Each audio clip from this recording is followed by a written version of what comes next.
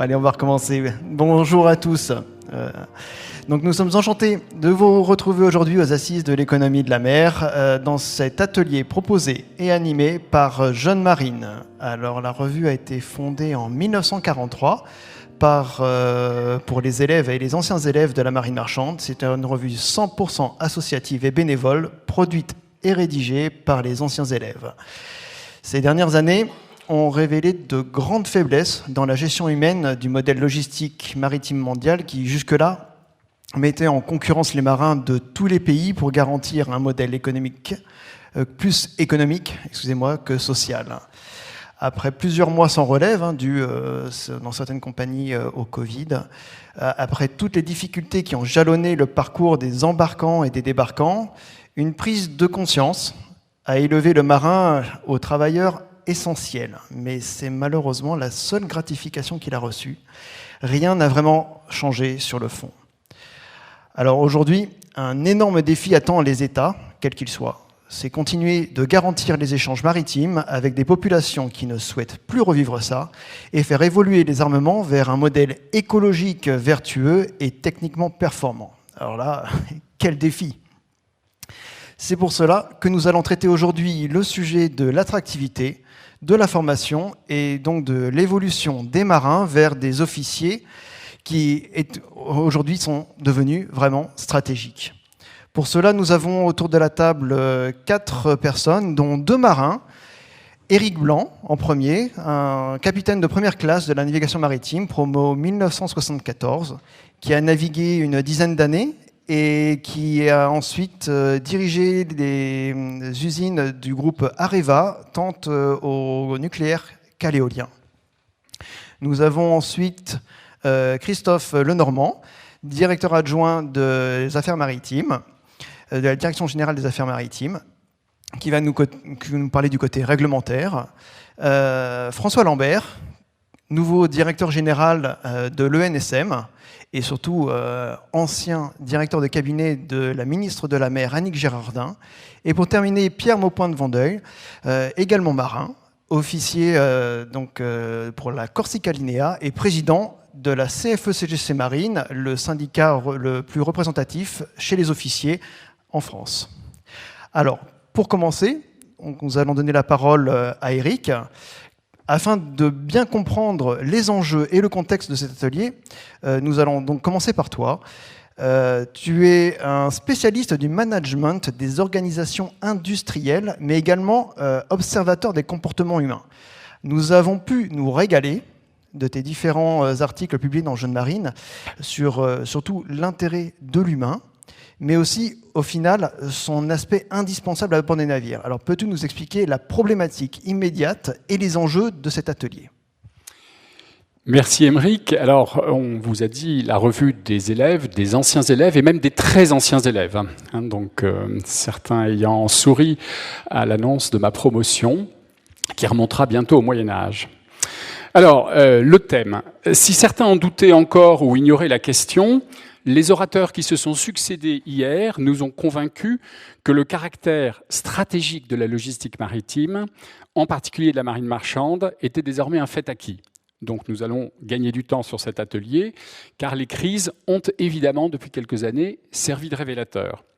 Donc la question dont on va pouvoir traiter directement aujourd'hui est la suivante. OK, mais comment répondre pratiquement à cette exigence stratégique ? Et il faut bien évidemment, à minima, des ports, des navires et des marins. Alors, il est vrai que quand on regarde notre armement phare, CMA-CGM, et je n'oublie pas les autres, CMA-CGM opère plus de 500 bateaux, en possède 220, dont 29 sous pavillon français. Ce n'est pas mon rôle de débattre ici de la suffisance de ces 29 sous l'autorité nationale, mais je rappellerai tout de même les propos de Rodolphe Sadet hier, qui disait « Donnez-moi des officiers et je vous donnerai des bateaux ». Il faut le croire. La question centrale devient donc comment attirer et fidéliser assez d'officiers pour que le pays ne soit plus à la merci d'états-majors mercenaires qui peuvent faire défaut en cas de crise. Alors, ce métier qui est un grand métier, car il est construit sur de solides traditions et il est capable de se tourner résolument vers le futur, prêt à adopter des nouvelles technologies, comme on l'a montré encore ce matin, pour améliorer son empreinte environnementale et sa sécurité. Rares sont les professions qui, au fil des siècles, ont fait preuve d'une telle capacité d'adaptation. Alors, chez Jeunes Marines, nous avons réfléchi aux axes prioritaires sur lesquels notre profession devrait, à notre avis, travailler pour attirer et retenir les talents dont elle a besoin. Alors, les 8 points que je vais vous donner ne sont absolument pas exhaustifs, mais ils nous semblent résumer la situation. Premier point, sortir le métier de l'ombre. Hervé Berville nous a promis hier un plan de communication. C'est bien, mais il y a énormément de travail pour sortir ce métier effectivement de l'ombre et le rendre beaucoup mieux connu. Et si l'État va faire une partie du travail, je crois que les armateurs et les professionnels devront en faire beaucoup aussi pour que chaque lycéen sache en France ce qu'est ce métier, ce qui n'est pas le cas aujourd'hui. Le deuxième point, qui est un des plus sensibles pour nous, c'est rendre à ce métier sa spécificité et sa fierté. Nous l'avons écrit dans Jeunes Marines, c'est un métier de conviction, pas un métier d'opportunité. Et d'ailleurs, dans un article récent, Aurélie Lelièvre de Ronave parlait même de métier passion. Et hier, l'amiral Blin, qui était avec nous, disait que pour la Marine nationale, pour recruter, doit faire rêver et parler franchement des contraintes. Ce sont exactement les 2 points que nous souhaitons, nous, reprendre à notre compte. Nous sommes des officiers navigants et pas des ingénieurs lambda, dont certains pourraient peut-être un jour naviguer. Est-ce que vous imaginez une école d'ingénieurs de l'air dont certains deviendraient peut-être des pilotes pour Air France ?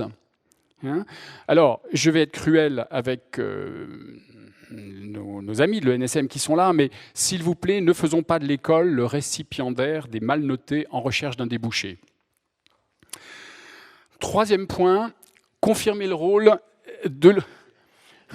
il faut animer un peu le débat, sinon ça serait un peu plat. Troisième point, confirmer le rôle de l'officier sur les navires de demain. La technologie d'assistance devient omniprésente, mais nous avons, nous les femmes et les hommes, toute notre place à bord, avec notre cerveau et notre expérience, pour assumer performance et sécurité.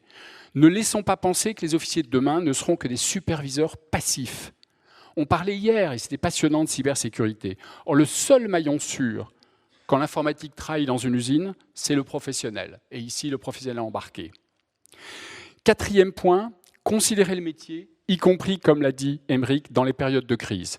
On ne peut plus abandonner une profession entière dans la panique mal gérée d'une pandémie. Celle-ci a fait beaucoup de mal. Notre 5e point, compenser l'accélération incessante du métier, et il semble qu'aujourd'hui, ce soit relativement bien fait. Cette profession a subi et continue à subir une accélération qui est facteur de stress, toujours plus vite. Et il faut que cette accélération soit prise en compte et reconnue. Un 6e point va peut-être vous étonner, car je ferai le parallèle avec le nucléaire que je connais bien. Alléger la bureaucratie. Les États veulent légiférer, et nous l'avons encore entendu ce matin, sur tout et n'importe quoi, et chaque nouvelle couche réglementaire rajoute de la paperasse, rajoute des formalités, dont quelques-unes sont stériles et fastidieuses. Moi, je connais la même dérive aujourd'hui dans les métiers que je suis dans le nucléaire. Un geste, un document, une signature. Catastrophique dans ces métiers pour la motivation, la culture de sécurité et le sens des responsabilités. À propos de responsabilité, mon 5e point sera passer un contrat de responsabilité. Nous disons aux officiers et aux commandants, vous êtes responsables. Oui, mais alors faisons en sorte que les prérogatives de pouvoir et de décision que cela implique leur soient allouées. Parce que quand des directives pleuvent par téléphone et que les systèmes d'assistance verrouillent les options, y a-t-il encore une responsabilité assumée ?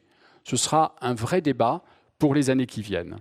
Et le 8e point est le plus simple pour nos amis armateurs qui sont là, c'est proposer des plans de carrière, car, vous le savez, après une expérience à bord, les marins font d'excellents managers.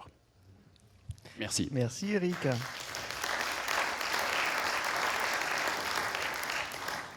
Donc, merci beaucoup d'avoir résumé un petit peu la réelle problématique de l'ensemble de cet atelier.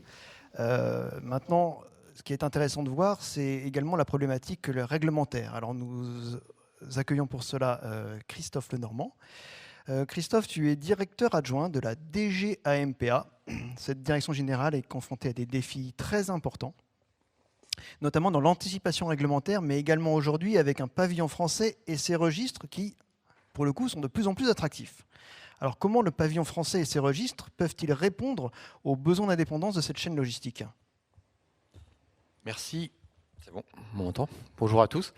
Merci beaucoup pour cette invitation. Effectivement, sur un sujet tout à fait essentiel, ça a été évoqué en filigrane dans plusieurs interventions hier et très bien résumé par mon voisin. Il a quasiment tout dit. Alors, en fait, je partirais peut-être sur deux constats avant de venir sur les éléments de réponse par rapport à ton interpellation, Émeric. Sur les constats, je pense que effectivement, on sort déjà d'une période compliquée, d'une période Covid, qui a montré plein de choses, qui a mis vraiment à mal toutes nos organisations, nos entreprises, la puissance publique aussi, il faut le reconnaître. On n'a pas tiré, je dirais, toutes les leçons, toutes les conséquences de cette crise Covid, mais néanmoins, il y a quand même une leçon importante que l'on a tirée, qu'on a pu constater, c'est effectivement la très forte résilience du transport maritime et des marins qui ont été derrière. Et finalement, il y a plein de secteurs économiques qui ont été obligés de s'arrêter, qui ont été extrêmement perturbés. Et c'est vrai que le transport maritime au sens large n'a pas fait défaut et a été au rendez-vous et a permis quelque part d'atténuer cette crise qui a quand même profondément marqué tout le monde. Et ça, il faut le souligner. Bien évidemment, on a été aux côtés des armateurs, des marins. En tout cas, on s'était forcé de l'être, notamment via le guichet unique du RIF, dont je veux saluer l'action ici, et notre réseau diplomatique et consulaire qui a été très mobilisé. Et c'est vrai que tout n'a pas été parfait, mais en tout cas, on s'était forcé de répondre à l'urgence. Et je pense que cette crise, elle a montré beaucoup de choses, et notamment ça. Et en tout cas, la leçon que j'en tire, c'est cette importance capitale, effectivement, du marin, quelque part dans notre système économique, et des armateurs qui vont avec, et donc leur vraie capacité d'adaptation. Le deuxième élément, c'est effectivement sur les besoins. Là-dessus, je pense que le constat, il est fait par tous. Il a été rappelé par Rodolphe Sadé hier encore. C'est que on a besoin à la fois de marins et d'officiers. Et j'insiste, c'est sur les deux termes parce que on est sur une filière où en fait il y a beaucoup d'ascenseur social, et donc quand on raisonne officier, on raisonne aussi marin. Et je pense que c'est important de le souligner. Et ce besoin, il se retrouve, évidemment, c'est un frein, on le sait, sur l'intégration de nouveaux navires sous nos registres français actuellement.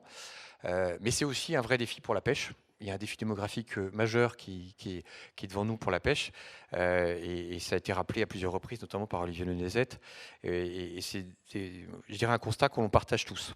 Et par rapport à ça, en fait, il y a, je dirais, trois principaux leviers d'action, en tout cas que l'on poursuit au niveau de la DGAMPA et du secrétariat d'État à la mer. Le premier, c'est évidemment une politique en faveur des entreprises, des employeurs français, pour accueillir ces marins et offrir des perspectives d'emploi donc à tous ces jeunes qui sortent de l'école. Et c'est extrêmement important parce que là, évidemment, il y a une connexion très directe entre l'entreprise et le marin, et donc il faut que l'entreprise aille bien pour que derrière on ait des perspectives pour nos marins. Et ça veut dire avoir, je dirais, ce qu'on s'est forcé de faire depuis des années, plusieurs ici dans la salle évidemment, et avec tous les ministres respectifs sur ce sujet, avoir un paquet fiscal, budgétaire, réglementaire qui soit attractif. Je ne m'étends pas là-dessus, mais c'est en fait fondamental. Et notamment dans ce paquet, avoir et conserver une politique, je dirais, en faveur de l'emploi avec des exonérations patronales, des exonérations salariales, ça c'est plus récent, qui quelque part permettent de compenser ce choc de compétitivité qu'on peut avoir par rapport à de nos marins employés donc aux conditions des registres français par rapport à leurs homologues des autres États membres, mais aussi des États tiers. Donc ça, c'est extrêmement important. Donc là, on est bien en train de parler du premier registre et du registre international. Oui, et les deux ont ces deux, solutions-là. Effectivement, les deux, enfin, dans mon propos, les deux sont concernés parce que c'est pas exactement les mêmes métiers, mais l'ambition est la même et elle est partagée. Je pourrais y revenir plus en détail, mais je pense que c'est important d'exposer les choses de manière synthétique déjà. Le deuxième élément, c'est une politique de formation qui soit ambitieuse, qui soit active, à la fois dans nos lycées professionnels maritimes, Notre réseau, en fait, on est en train de le structurer un peu mieux, de le rendre plus efficace, plus lisible, et d'y adjoindre des formations de BTS, donc pour répondre à des besoins, notamment de jonction entre l'enseignement professionnel et le NSM. Donc c'est vraiment important d'avoir cette connexion entre ce réseau des 12 lycées professionnels maritimes et l'ENSEM, représenté par François ici. Et évidemment, pour l'ENSEM, ça avait été annoncé par le président de la République l'année dernière. Il y a le doublement des officiers à horizon 2027 qui nous occupe, nous mobilise beaucoup, qui appelle une augmentation de crédit et de TP, ça a été rappelé hier. Donc un effort de la puissance publique qui est réel. Et on sait qu'en face, les armateurs ont aussi effectivement pris leur part et vont continuer de le faire pour suivre cette trajectoire qui est quand même compliquée à mettre en œuvre. Et ça veut dire jouer à la fois sur la formation initiale, sur la formation continue. J'insiste là-dessus parce que quand on parle de marins, il y a aussi beaucoup de formation continue et parfois ça permet d'apporter des solutions plus courtes dans le temps aux besoins des entreprises et aux aspirations des marins. Et le troisième aspect, le troisième élément de réponse, c'est, je dirais, avoir un cadre social qui soit ambitieux et qui soit attractif. C'est tout le sujet, évidemment, du dumping social qui a été évoqué hier. Là-dessus, je dirais les gouvernements récents ont porté cette ambition effectivement à la fois dans la présence française de l'Union européenne, parce que ça faisait partie des sujets qu'on a mis sur la table, qu'il faut continuer à faire prospérer. On les porte aussi à l'OIT, donc à l'Organisation internationale du travail. Et évidemment, on a un sujet très actuel sur le transmanche. Et c'est un sujet majeur parce que quand les jeunes regardent effectivement leurs perspectives d'emploi, ils ont besoin d'avoir aussi des réponses par rapport à ces questions-là et à se dire que finalement ils seront dans un secteur où les conditions d'emploi et de bien-être au travail seront bonnes. Donc en fait c'est sur ces trois tableaux qu'il faut jouer. En tout cas c'est ce qu'on souhaite faire, ce qu'on a fait et le faire dans le temps. Ça, c'est un point important parce que évidemment faut suivre ça dans le temps. Les résultats, ils ne sont pas toujours immédiats, mais il faut être constant, déterminé, et on veille à l'être, en tout cas avec tout un écosystème autour de nous. Merci beaucoup. Alors justement, sur le côté formation, on a une école qui commence à être rodée, qui a fêté bientôt ses 12 ans, et qui a le nouveau modèle en tout cas, hein, le NSM, qui a vu sa direction générale changer complètement, et à sa tête, François Lambert, ancien donc directeur de cabinet de la ministre.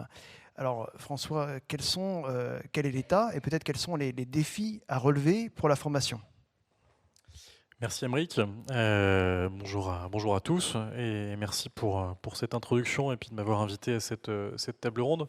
Alors, avant de parler d'ambition, je vais quand même faire trois constats. Ceux qui me connaissent ici, et il y en a pas mal, merci d'être venus nombreux, même si je ne vous vois pas parce que je ne vois rien, savent que je ne pratique pas vraiment la langue de bois, donc on est quand même passé tout près de la catastrophe avec le NSM. Une école qui ne diplôme pas ses élèves, ça n'est pas une école. Voilà. Donc je pense qu'il faut être très clair et vous ne m'entendrez pas dire autre chose. Alors, il y a une responsabilité qui est partagée. Hein.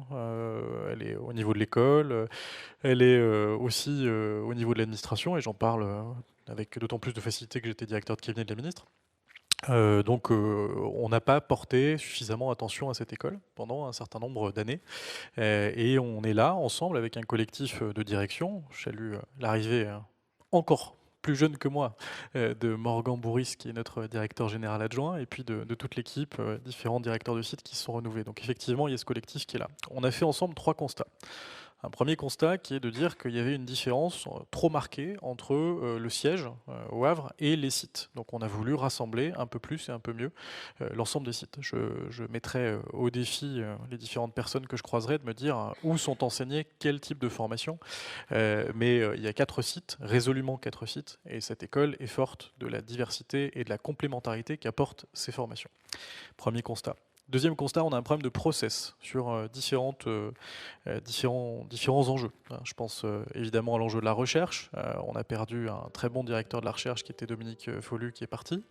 Très Très bien. On a aujourd'hui, c'est parfait. On a aujourd'hui donc Morgan qui est en charge de ces questions-là, en plus de son rôle de DGA. Mais on a un vrai enjeu dans le process pédagogique à revoir. C'est également vrai, on en a parlé avec Muriel, qui est mondialement connue sur la communication. Et c'est sans doute vrai aussi sur la partie internationale pour afficher nos véritables ambitions. Et le troisième enjeu, c'est les points de cristallisation. Je pense qu'il y a un certain nombre de professeurs, d'équipes de soutien qui ont été assez malmenés au cours des différentes réformes. L'école était toujours entre deux crises et il faut leur donner un petit peu de visibilité. C'est notamment vrai au Havre, où nous avons eu du mal à recruter, mais grâce aux efforts de notre directeur général des services, eh bien le travail a été fait pour amener un recrutement complémentaire et à sortir de cette crise de la diplomation.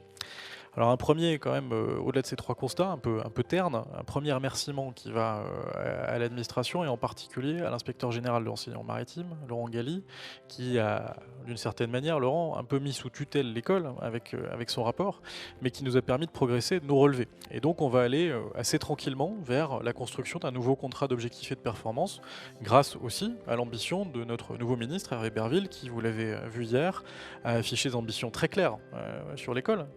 C'est quand même la chasse à l'ETP est compliquée, encore plus quand il s'agit d'un équivalent temps plein travaillé, j'y tiens.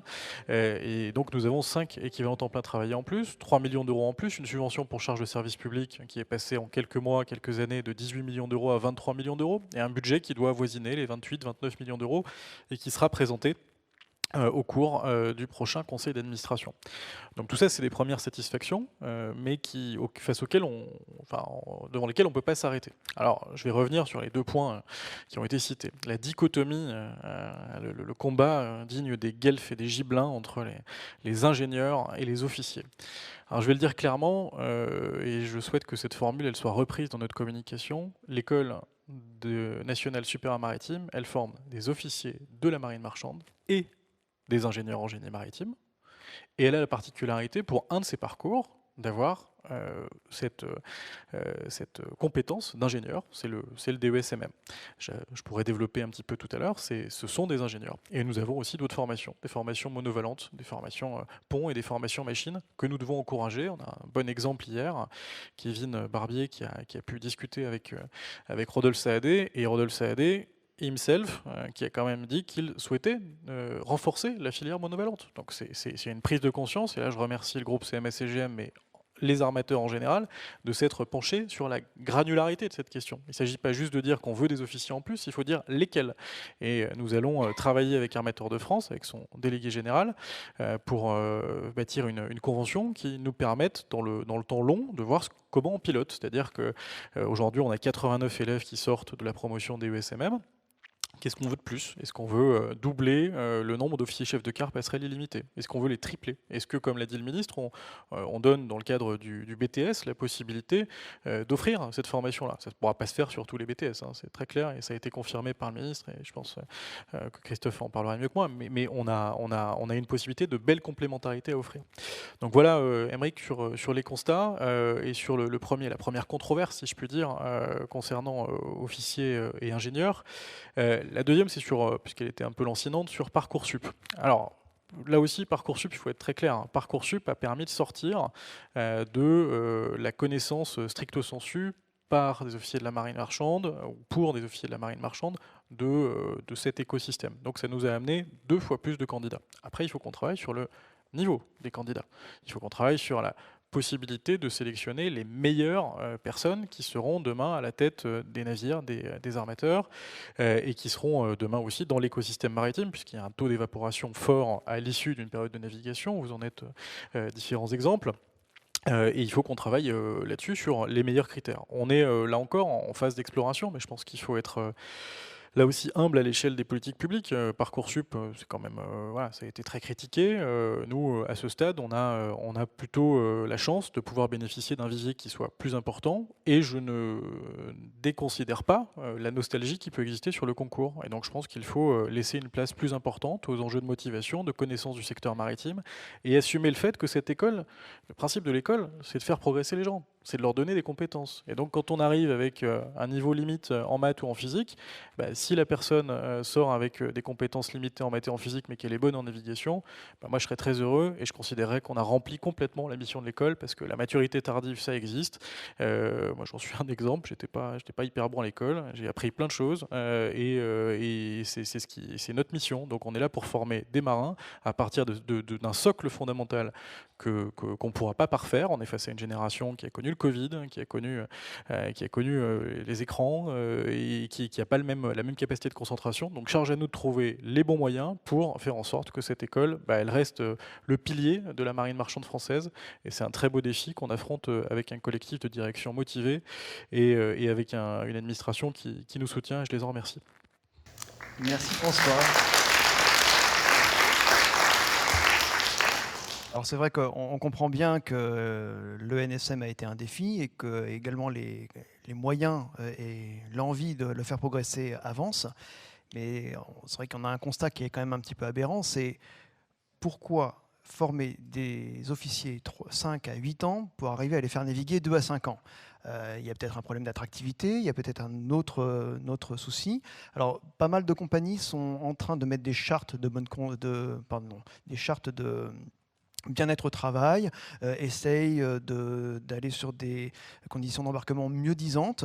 Quel serait le constat suite au Covid et quelle serait la nouvelle règle du jeu actuellement? Pierre, peux-tu nous répondre? Merci Aymeric, merci à tous d'être là. Très heureux aussi de ce format. Là, je représente la CFE-CGC, mais aussi les syndicats représentatifs de notre secteur, la CGT, la CFDT, sur lequel je pense on est tous sur les mêmes lignes sur ces sujets. Et en plus, on a pris cœur à travailler dans une période difficile avec François en directeur de cabinet, avec Christophe, puisqu'en fait, vous avez là le format qu'on avait dans nos réunions de crise quasi hebdomadaires. Hein, et on sait travailler ensemble. Et c'est la grande chance aujourd'hui, c'est que ça fait, je pense, des années que pour la partie emploi social, on espérait un jour des assises avec des arbitrages donnés en amont. Il est clair que la journée d'hier est assez inédite. Hein, pour ce volet-là, on a eu des assises qui ont été très performantes sur l'environnement, des assises qui ont été très performantes sur énormément de débats du maritime, sur la transformation des navires. Mais cette année, le point d'orgue retenu hier, très clairement, ça a été le social. Et c'est une grande force, et je pense que c'est aussi que tout le monde a fait le constat de ce qui s'est passé ces dernières années avec 2 crises précédentes. Donc le premier sujet sur lequel je voulais intervenir aujourd'hui, c'est ce focus Covid, très important, et je serai assez bref. Ça a été le coup de massue. Pour autant, est-ce que c'est le début de nos difficultés? Non, pas du tout. Le début de nos difficultés sur l'attrait, je vais y revenir tout à l'heure, mais c'est limite 2012-2014, la réforme de l'ENSM. Enfin, c'est en gros, pourquoi on a réformé l'ENSM? Parce qu'en fait, il y avait déjà un problème d'attrait. On va y revenir. Covid, massue, parce qu'en fait, nous, syndicats officiers, on en voit les vraies conséquences humaines maintenant. Mais vraiment graves. C'est-à-dire, quand vous avez à suivre parfois des officiers avec des pensées suicidaires, quand vous avez à suivre des officiers qui vous expliquent que la pensée suicidaire, elle est à la maison. Donc ça, je veux que ce soit clair, parce que je veux que quand on parle des marins du Covid, on a eu pensé que c'était les marins les plus éloignés de nous qui ont subi les conséquences. Sur le moment, oui, il y a eu des suicides à cause du Covid, direct sur les bateaux, peut-être ces marins qui étaient abandonnés 8 mois, 10 mois.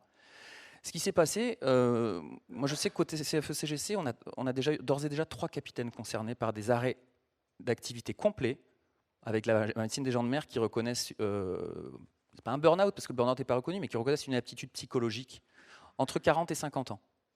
Hein, parce que ces gens-là, ils ont cru qu'ils passaient le Covid. Ils se sont crus forts, ils ont cru qu'ils passaient le Covid. Mais qu'est-ce qui s'est passé après le Covid? Les solutions qu'on a dû mettre tous ensemble et qu'on a bien mis ensemble, je pense, en France. On a mis en place l'activité partielle dans de nombreuses entreprises. Il a fallu apprendre. Donc en fait, on a des marins qui parfois ont embarqué 6 mois, puis après ils ont débarqué 6 mois, 9 mois. Ils se sont crus forts, ils ont embarqué au bout de 9 mois. Et en fait, psychologiquement, vous savez qu'il y a des points de non-retour pour un marin. Quand vous avez vos enfants, vos conjoints, qui vous ont vu à la maison pendant 6 mois, alors qu'ils avaient pris l'habitude du 3 mois depuis 10 ans et que c'était nickel, là c'est la catastrophe. Donc j'exagère pas le trait, hein, vraiment, et je pense que mes collègues de la CGT, de la CFDT ont les mêmes problèmes à gérer au quotidien. On fait énormément de coaching et on fait du coaching presque familial aujourd'hui. Donc je voulais introduire ce point-là, parce qu'on sort de cette période-là, pour autant on a toujours en traité les conséquences. Et alors je vous ai dit, le déficit d'attrait, il n'est pas nouveau. La crise Covid, ça a été l'accélérateur, le révélateur. C'est celui qui nous permet de mettre aujourd'hui les sujets sur la table. C'est probablement celui qui nous permet d'avoir les arbitrages du plus haut niveau de l'État, qui ont commencé à arriver à Nice, mais qui sont aujourd'hui beaucoup plus concrets. Donc, on a ce problème d'attrait. Ce problème d'attrait, on va être très clair. Ici, on est plein à se retrouver d'une génération d'hydro, en gros, la promo 2000, on n'est pas mal ici. Je vois qu'il y en a qui ont créé des formidables entreprises. Voilà. Comme l'a dit François, on était un peu pareil. Hein. On n'était pas des forts en thème. On n'était pas des forts en thème. Je pense que beaucoup d'entre nous, s'il y a eu Parcoursup, hein, avec les parents derrière, une fois qu'on est devant l'écran, je préfère être concret, c'est ce qui se passe dans les familles. On reste quand même sur des populations jeunes à 18-19 ans. Hein. Il y a les parents derrière qui disent « T'as quoi là ? Cloche ça, coche ça ». On l'a vécu. On avait fait avec Caroline Grégoire un débriefing au lendemain de la première ouverture de Parcoursup. Et quand on avait vu 750 inscriptions à OCQP, on s'est dit on va dans le mur. Pourquoi ? Parce qu'en fait, ce qui s'était passé, c'est qu'on avait eu les 750 inscriptions. En fait, les deuxièmes choix devenaient premiers choix. Et qu'est-ce qui se passe concrètement dans Parcoursup ? C'est là sur lequel il faut qu'on travaille. Et je suis tout à fait en ligne avec François quand il dit qu'il va falloir qu'on ait un regard un peu plus complet sur les paramètres qui font qu'on aura un peu plus la main. Les entretiens, la lettre de motivation, éventuellement les expériences embarquées, parce qu'on est plusieurs. À l'époque, on embarquait pilotin. Moi, j'ai embarqué je crois que c'est en seconde, en première, sur un tonnier de la famille Avalon à 7. C'était le bonheur. Mais on arrivait avec la valise, quoi. Voilà. Là, c'est plus le cas. Qu'est-ce qui se passe ? On apprend qu'on est sur la liste d'attente. Parce qu'en fait, il y a plein de gens avec des bagages d'études supérieures qui n'ont jamais pensé à la marine, qui sont pendant quelques jours, quelques mois prioritaires puisqu'ils ont eu le truc. Et qu'est-ce qui se passe derrière ? La pression familiale, elle dit tu vas prendre ça, tu vas faire ça. Là, on est dans le concret, on est dans le problème d'attrait immédiat et les problèmes qu'on aura à régler, et sur lesquels moi j'invite François à ce qu'on travaille, parce que les organisations syndicales n'ont pas été, à mon sens, assez présentes. Il y a toujours eu un débat sur le conseil d'administration. On sait qu'on a le soutien de Jean-Emmanuel Sauvé sur ça, il l'a dit plusieurs fois. Donc, quelle que soit la forme qu'on y trouve, il faut que les organisations syndicales participent avec les armateurs et avec l'école à cette analyse du besoin plus long terme. Donc on a le sujet formation. Ensuite, on a un sujet qui concerne directement les syndicats au quotidien, dans l'entreprise comme au niveau de la branche. C'est comment on crée de l'attrait. Notre génération, effectivement, je me permets de parler de notre génération d'Hydro, les 2000, on est encore rentré dans une époque où moi, Hydro à Marseille, franchement, c'était plutôt les emplois dorés. Hein, encore, hein, peut-être qu'on est les dernières générations à avoir vécu ça. C'est-à-dire, on était l'hydro de l'équipe, qui avait les bons embarquements, qui arrivait à trouver finalement pendant les vacances d'hydro, on allait sur les paquebots et ceci, on avait des bons petits revenus, tout ça. Comment dire, c'était le métier, il n'avait pas besoin d'avoir de coups de pub parce que par le bouche à oreille, au Havre et à Marseille, fais l'hydro, tu vois. Tu vas voir du pays, c'est tous ceux qui ont justement, toute l'équipe qui pour certains sont toujours depuis des années sur le Club Med 2, les premières équipes du Ponant, ils ont fait leur vie, je veux dire, c'était l'envie de découvrir, on allait en escale, des fois les F, on nous disait à bord tu bosses, voilà, on compte pas les heures, mais par contre en escale tu dégages, tu profites, tu vois du pays. Donc on crée de l'attrait de notre métier, nous, on était attachés. Pour beaucoup, on a été beaucoup préconditionnés à ces secteurs-là. On était souvent pas trop loin du milieu maritime. On n'est plus du tout dans ce contexte-là. Donc comment on le recrée ? Il faut redorer le métier. Redorer le métier seul, syndicat et armateur, on n'y arrivera pas. Parce que dans l'entreprise, concrètement, si on n'a pas réglé, c'est pour ça que la journée d'hier est essentielle, et tout le travail qui a été fait par les armateurs pour relancer cette étincelle, ça a valu des échanges entre nous, parce qu'on est certains à estimer qu'on aurait pu le faire plus tôt avant sur d'autres secteurs. Bon. Mais l'important, c'est qu'on soit tous ensemble en ce moment. Parce que si on ne définit pas le cadre de terrain de jeu, quand on se retrouve en négociation salariale dans l'entreprise, on a un problème, hein, c'est que derrière, on n'arrive pas à étaler ce qui pour nous devrait être, en gros, les consignes, parce qu'on est dans les consignes au syndicat, c'est l'inflation. Je pense qu'on a tous besoin de suivre l'inflation aujourd'hui, tous. Les armateurs pour eux-mêmes pouvoir justement facturer, suivre l'inflation, nous aussi, parce que parfois l'inflation elle a aussi des paramètres régulateurs positifs. On le voit aussi en ce moment en Europe. Les armateurs ici qui ont des personnels lettons, roumains, c'est 25% d'inflation. Et c'est des personnels lettons roumains qui, comme nous, ont subi le Covid et qui, comme nous, ont des familles qui demandent. J'ai discuté la semaine dernière avec un capitaine indien que je croisais. Il me disait, moi j'ai la chance d'être en 4 mois. Mais Pierre, même le 4 mois, ma femme ne le tolère plus. Capitaine indien, hein ? Voilà.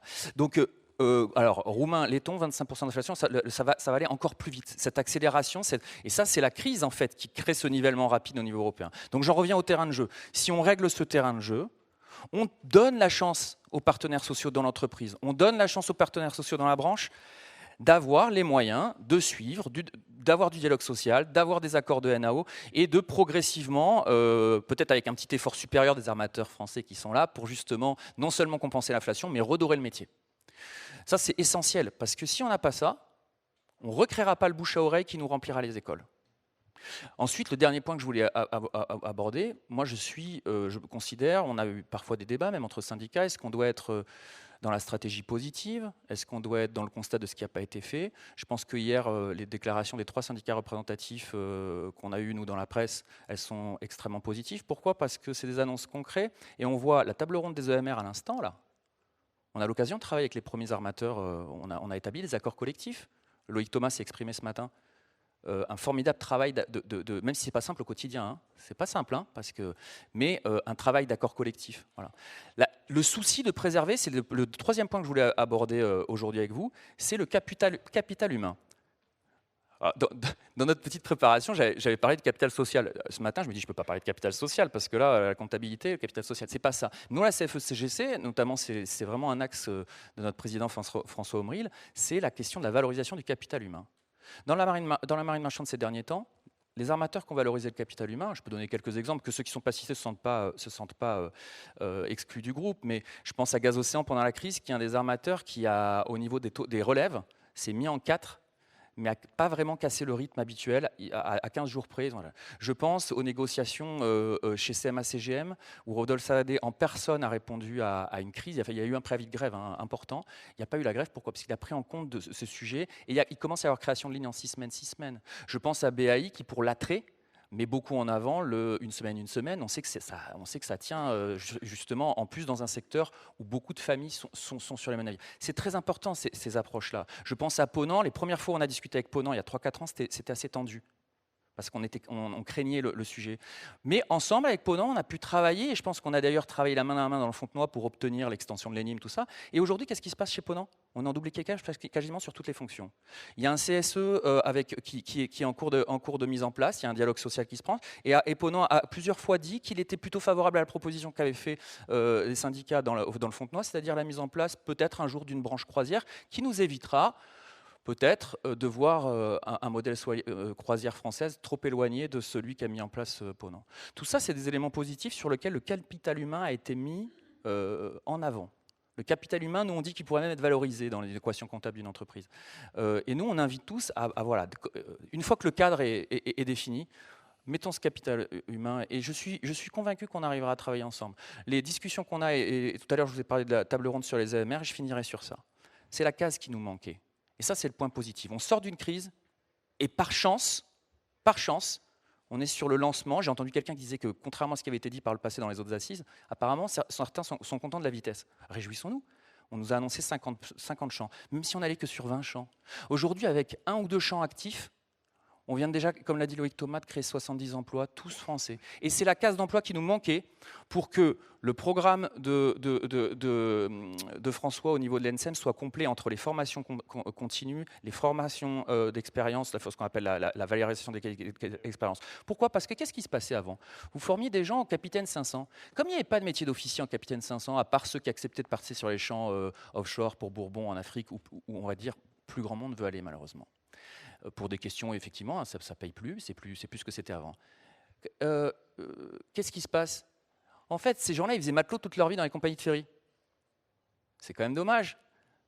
Aujourd'hui, ils vont peut-être commencer matelot quelque temps, puis ils vont peut-être aller chez LDA, Loïc Thomas, Bourbon sur des CTV, où ils vont passer capitaine. Et comme ils seront capitaines, 2 options, et je terminerai par là. Soit ils ont choisi par attrait et par confort de vie, parce que la maison est devant le champ éolien, et c'est un bonheur, et tant mieux. Soit cette responsabilité de l'officier, ils l'acquièrent à ce poste-là, et derrière, ils vont aller chercher le 3000, ils vont aller chercher le 6000, ils vont aller chercher le chef de car 15000. Et ça, c'est la VAE qu'on veut mettre en avant. Et ça, c'est le chantier qu'on attend justement, parce qu'on a demandé au ministre Hervé Berville de relancer ce sujet VAE qui est prêt chez Armateurs de France. On a même travaillé ensemble à des pré-propositions avec les armateurs. Et ça, il faut qu'on y aille parce que ça doit accompagner les projets des champs éoliens. Merci à tous pour ce... Merci Pierre. Alors effectivement, tu as terminé sur les EMR. C'est une nouvelle manière de voir l'emploi maritime, mais il y a également une autre transformation, ce sont les navires. On parle par exemple chez Dreyfus avec les Wind of Hope, Wind of Change, des navires qui sont de plus en plus spécialisés. On parle avec CMA-CGM du gaz, que la quasi-totalité des navires français va être transformée au gaz. On a également chez Ponant des navires, les premiers navires hybrides. Donc tout cela va contribuer à un besoin de formation, à un besoin peut-être de compétences qu'on n'avait peut-être pas encore jusqu'alors. Alors Eric, peux-tu nous en dire un petit mot et expliquer un petit peu la problématique ? Oui, alors effectivement, revenons à ce terme officier stratégique. Un officier stratégique, c'est aussi celui qui, à tout moment, sait réagir à des situations dégradées. Et je pense que là, il faut qu'on se rapproche un petit peu de ce qui se passe dans d'autres industries. Mais revenons à notre métier. J'ai coutume de dire que notre métier est un vieux métier qui ne cesse de rajeunir. Donc, en gros, les courants, les marées sont immuables, mais seuls les moyens de les mesurer et la précision des mesures changent. Donc, attention, il y a des fondamentaux dans ce métier qu'il ne faut pas négliger et il ne faut pas s'effrayer des évolutions. Oui, il y a des nouvelles technologies, mais je vous rappelle que notre génération a connu l'automatisation des PC machines qui passait pour une révolution à l'époque. Plus personne en quart machine, c'était pratiquement inconcevable pour des anciens. On l'a fait, on l'a digéré, on a digéré bien d'autres évolutions. Le métier, pas moi, mais le métier a digéré bien d'autres évolutions. Donc voilà, ne nous effrayons pas de ces nouvelles technologies. Nous saurons et vous saurez les apprivoiser à partir du moment où tous les fondamentaux techniques et les fondamentaux managériaux, comportementaux, etc. ne sont pas oubliés. Autrement dit, ce dont on parle là, ce sont des évolutions et non pas des révolutions. Par contre, il y a un point fondamental, c'est que c'est celui de l'automatisation et c'est celui d'une potentielle dérive vers de l'autonomie. Encore une fois, je vous encourage à regarder ce qui se passe dans les autres industries. Ce qui va être fondamental, c'est de se convaincre que nous proposons et nous fournissons à chaque officier une expérience suffisante pour être à même de toujours réagir en situation dégradée. Et ça, c'est un sujet quasiment éthique, où se trouve la limite dans l'assistance que nous voulons apporter et où se trouve encore la capacité de chacun d'acquérir une expérience qui permettra à tout moment de réagir en situation dégradée. On a lu dans certaines littératures de type Rolls-Royce, etc., des âneries disant si vous voulez supprimer les erreurs, supprimez les hommes. Complètement idiot, stupide.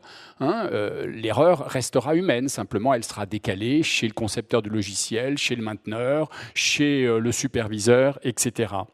Pourquoi je dis cela ? Parce que ce matin, il y avait une discussion passionnante entre le CNES et l'IFREMER. OK, on est prêt à fournir au bateau toujours plus de données. C'est très bien. C'est très bien à partir du moment où le marin et l'officier stratégique savent exploiter ces données et ne les laissent pas à la merci d'algorithmes qui, un jour ou l'autre, finiront par être vérolés. Donc ne confondons pas les données et le cerveau. Donc je ne critique pas le fait que nous aurons toujours plus d'informations et toujours plus de données pour faire évoluer le métier dans un sens toujours plus stratégique et favorable. Je dis simplement, conservons aux officiers leur part de cerveau, leur capacité analytique et leur expérience. Merci Eric. Alors on parle bien de navires autonomes. Attention, l'automatisation aujourd'hui, on n'est pas encore là. On se dirige peut-être plus vers des navires téléopérés. Alors, dans cette évolution, évidemment, il y aura forcément le côté réglementaire que la DGAMPA va devoir trancher. Quelles sont les limites et quelle sera la place de l'humain et donc du marin, de l'officier, dans cette réglementation ? Oui, effectivement, c'est un sujet qui monte. C'est un sujet sur lequel, en fait, la France a la chance d'avoir un écosystème d'entreprise plutôt bien positionné. Alors, on a des avantages relatifs sur un certain nombre de techniques, et là en l'occurrence c'est le cas, et que l'on veut encourager. Et donc l'idée c'est effectivement de pouvoir accompagner, sécuriser, je dirais juridiquement, cette évolution, sans la fermer, sans figer les choses, je dirais, inutilement. Et donc, c'est le sens des dispositions réglementaires là, que l'on discute actuellement avec les organisations syndicales, avec le GICAN et les constructeurs, avec les armateurs, pour essayer de trouver effectivement, je dirais, un point d'équilibre sur une réglementation qui, encore une fois, est appelée à bouger encore au fil du temps, hein, et notamment à prendre en compte plus tard, quand l'OMI sera emparé du sujet, je dirais le cadre international qui sera celui des navires autonomes. Mais l'idée, c'est effectivement de pouvoir accompagner ça, de le sécuriser et d'avoir des retombées donc, en emploi pour nos territoires et pour nos marins, donc, parce que le marin va rester au cœur du système de toute façon. Je pense qu'on peut tourner le sujet dans tous les sens. Il est évident que même sur des navires téléopérés, on aura besoin de ces compétences et elles seront peut-être sous des formes un peu différentes, mais on va avoir besoin de cela. Et puis l'autre enjeu, bon, qui a été beaucoup évoqué dans ces assises et les précédentes, c'est bien sûr la question du verdissement. Ça, on le sait tous. On ne sait pas quelle technique va l'emporter finalement en matière de verdissement, parce qu'il y a beaucoup de sujets, beaucoup d'options sur la table. Ce que l'on sait, par contre, c'est qu'il faut que nos marins, nos officiers soient formés à cela et soient suffisamment polyvalents au sens générique du terme, je dirais, pour pouvoir s'adapter à ces évolutions. On est face à une évolution qui est quand même majeure. C'est une évolution qu'on a une fois par siècle, je dirais, et là, on y est. On est en ce moment là-dessus, mais on sait qu'avec notre système, nos standards de formation, si on ne les dégrade pas, et c'est pas du tout l'option, si on maintient ces niveaux élevés de formation dans nos écoles, nos marins seront capables d'absorber cette évolution et d'être encore complètement au niveau dans 10 ans, dans 20 ans. Alors les marins, c'est une chose. Maintenant, les élèves, est-ce qu'il va falloir peut-être essayer d'être moteur, d'être innovant dans l'anticipation en fait, des formations à venir? Oui, il faut être moteur innovant. Enfin, c'est une chose de pouvoir dire qu'il faut instruire des sujets comme la transition énergétique ou l'autonomie des navires, hein. C'est autre chose de réformer un référentiel. Donc moi, j'ai le plaisir de vous annoncer aujourd'hui, avec l'accord du ministre et de son équipe, que nous souhaitons réformer le diplôme d'études supérieures de la marine marchande. Il est passé de 5 ans et demi à 5 ans et demi aujourd'hui, avec une formation, je louais, ou je raillais plutôt son caractère nébuleux, avec 3 ans à Marseille, 2 ans et demi au Havre, entrecoupés de périodes d'embarquement. Donc en fait, on va essayer de repasser, ce sera dans la lettre de mission, en 5 ans. Avec une césure qui soit entre la 3e et la 4e année. Et on va essayer de naviguer entre Charybde et Scylla, Charybde étant la commission des titres d'ingénieur, puisque nous avons obtenu ce titre d'ingénieur, il ne s'agirait pas de le perdre bêtement, puisqu'on l'a obtenu encore l'an dernier, et évidemment le STCW 95, qui est notre référentiel international que nous devons respecter, et qui est extrêmement exigeant. On a un superviseur qui est au sein de l'école. Donc on va lancer ce travail très vite, avec des propositions à faire sans doute en 2 temps, sur une réforme Master 1, Master 2 assez rapide, peut-être même dès 2023, septembre 2023, et ensuite sur une formation qui passera, je le souhaite, en 5 ans, pour donner un peu plus de lisibilité. Là aussi, c'est des enjeux d'attractivité qui sont plus forts. Enfin, quand vous dites à des élèves qui ont passé d'abord 3 ans à Marseille qu'il faut partir au Havre avec leur bagage, ils sont moyennement contents. Quand vous leur dites qu'ils vont rester en fait que 3 mois au Havre et qu'après ils vont partir en embarquement, et puis qu'un jour ils reviendront au Havre mais ils feront des stages un peu partout, c'est pas acceptable. Et donc là-dedans, on va essayer de caler des choses sur le management, sur la transition énergétique, sur l'autonomie des navires, sur l'hydrogène. L'autre Muriel, pour Energy Observer est là. On a eu une excellente discussion hier avec Victorien Erussard et son équipe, et il y a des rapprochements opérés. Plutôt que de créer des salles de cours ou d'innover sur des labos, je ne sais quoi, on a un labo qui s'appelle un bateau, qui est le bateau d'Energy Observer, qui est mondialement connu, et avec lequel des anciens capitaines de la marine marchande, des anciens diplômés de l'école de la marine marchande, veulent travailler. Donc on va essayer de travailler là-dessus, on va essayer d'aboutir. Effectivement, tu as raison, Pierre, sur la partie formation continue. Il faut qu'on renforce la complémentarité avec cet axe majeur. D'abord, c'est parce que c'est une ressource propre, mais en plus parce qu'on a des formations que le monde nous envie. Je pense aux formations glace, je pense au GWO, et ça, il faut être capable de les valoriser un peu plus et un peu mieux. Je crois aussi beaucoup à la complémentarité avec les lycées professionnels maritimes. Donc, dans le cadre du contrat d'objectifs et de performance, on aura à le valoriser sur des plus petits diplômes, mais pas uniquement. Je pense qu'il y a une belle complémentarité à trouver, et pas uniquement à Nantes et à Saint-Malo. Je crois que ça se fait aussi sur l'ensemble du réseau des lycées professionnels maritimes. J'aimerais pouvoir mettre un brin de dumping social là-dedans, ou de lutte contre le dumping social, évidemment, pour montrer que la conscience, elle se forge dès l'école, et qu'on ne peut pas naviguer à n'importe quel prix.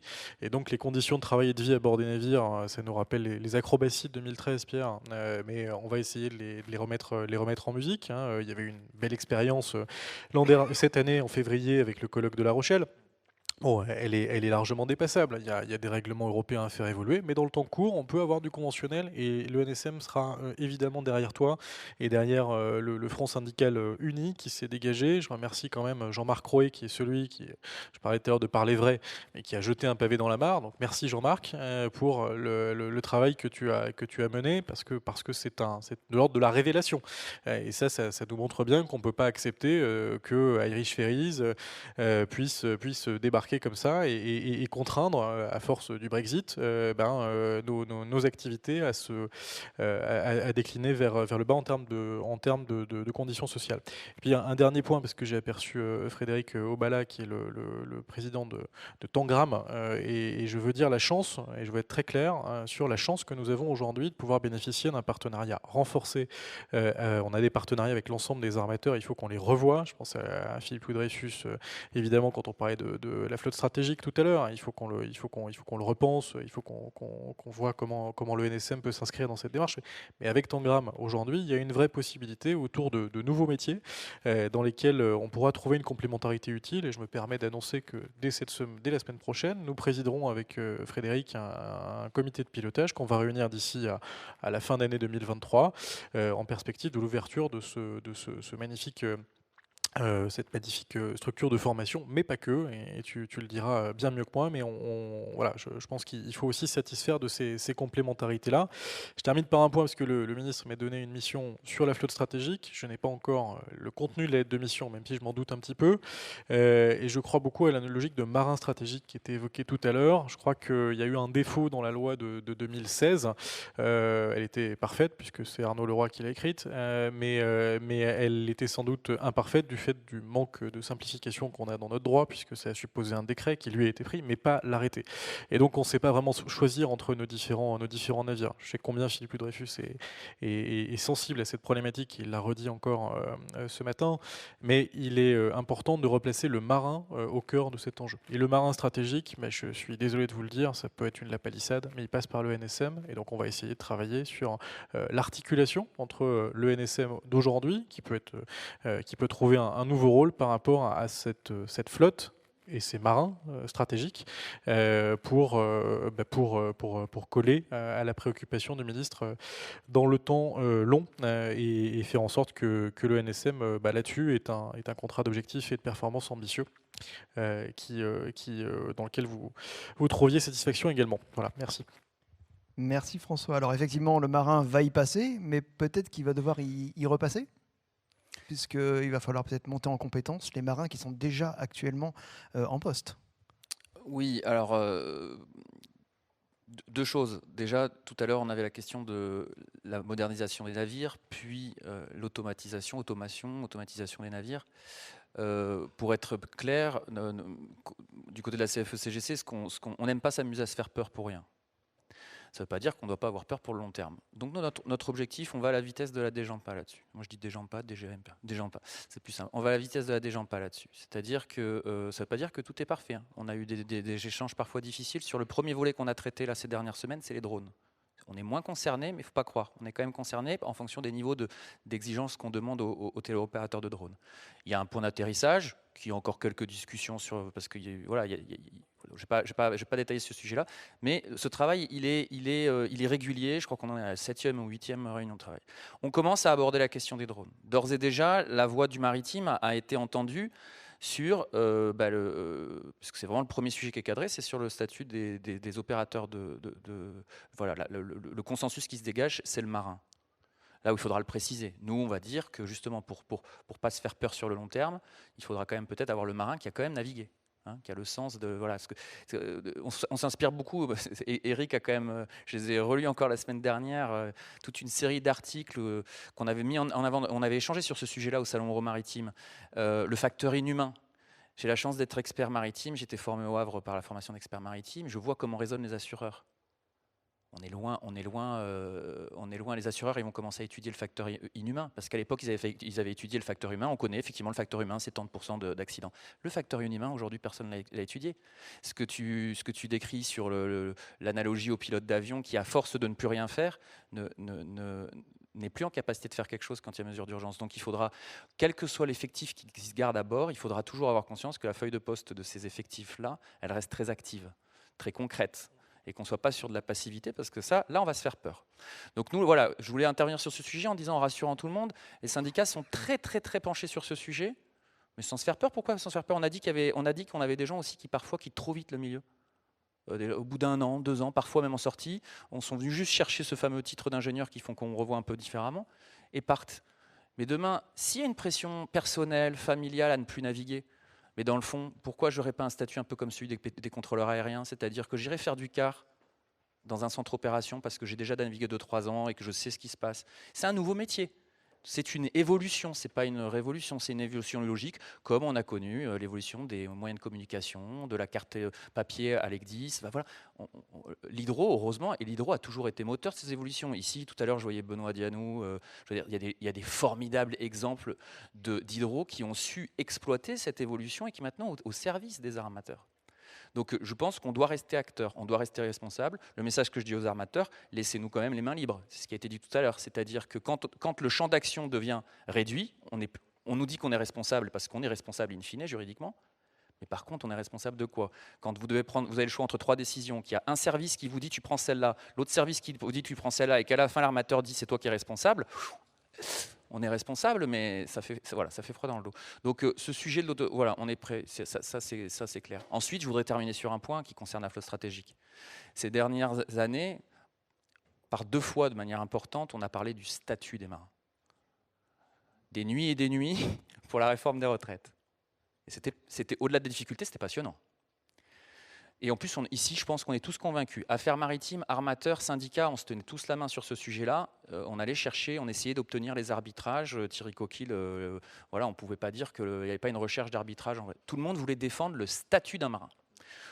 On a entendu parler du statut qu'on a tous allé pendant le Covid, on voulait chercher ce statut de salarié, pas de salarié, excusez-moi, c'est l'absus du syndicaliste. Le statut de l'emploi, comme on dit tout à l'heure, essentiel. Et moi j'ai envie de mettre sur la table assez rapidement le statut stratégique.